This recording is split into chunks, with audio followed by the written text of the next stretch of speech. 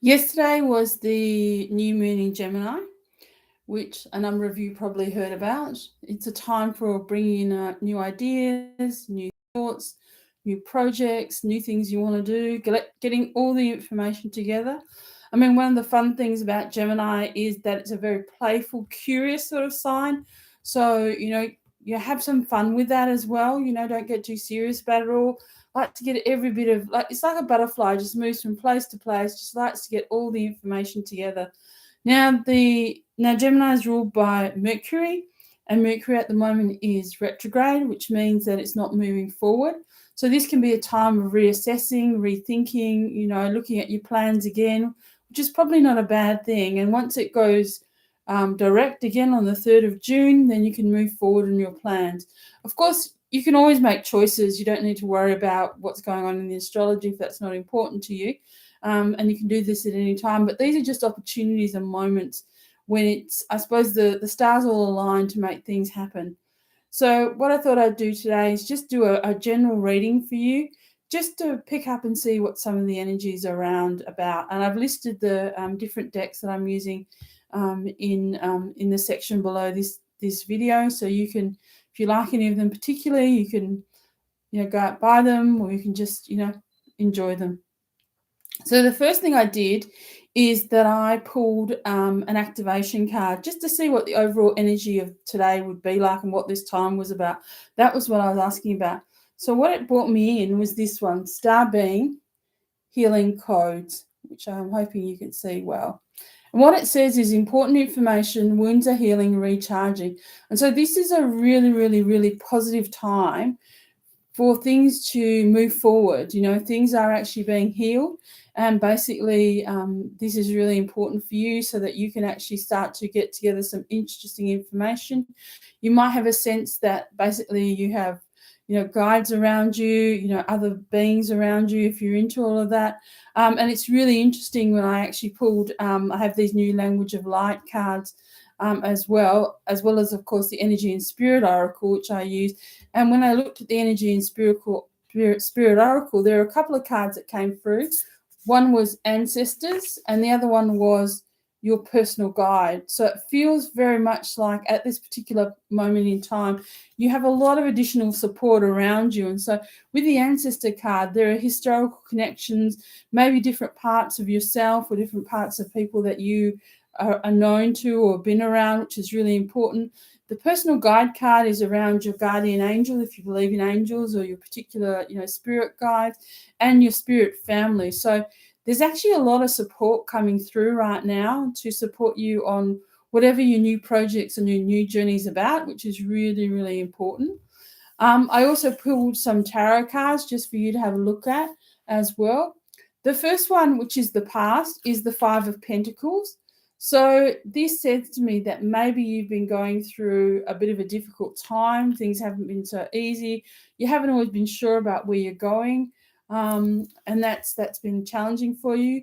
In the present position, we have the Seven of Cups. So this means, like, with all those cups there's lots and lots of choices to make. Sometimes it's really hard to know which way to go forward because there are so many choices.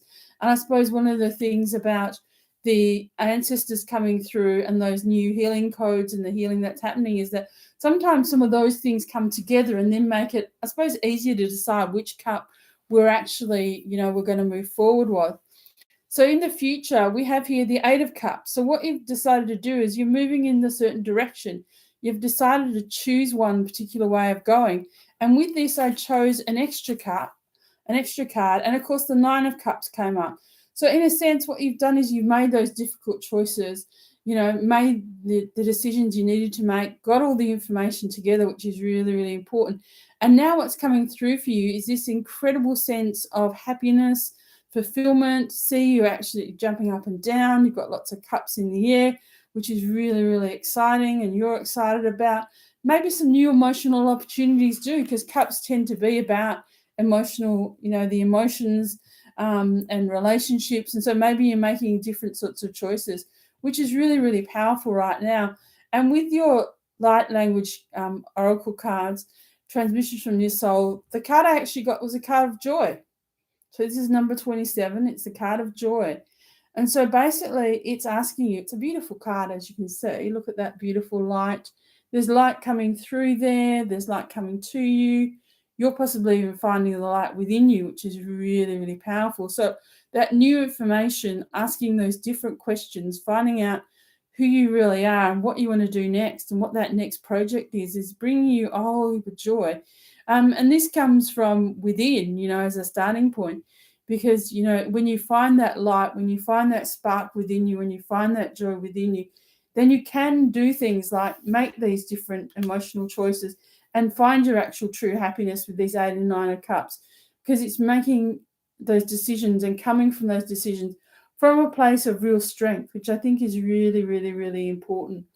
I think the other thing I might do today, because we do have a lot of these emotional cards coming through, which is sort of interesting, is I'm just going to pull a card from the Aphrodite Love Oracle, which is one that I purchased recently. I just particularly like this one, just to see what comes through in terms of, your love situation.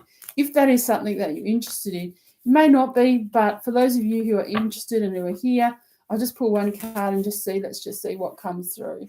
So what we have.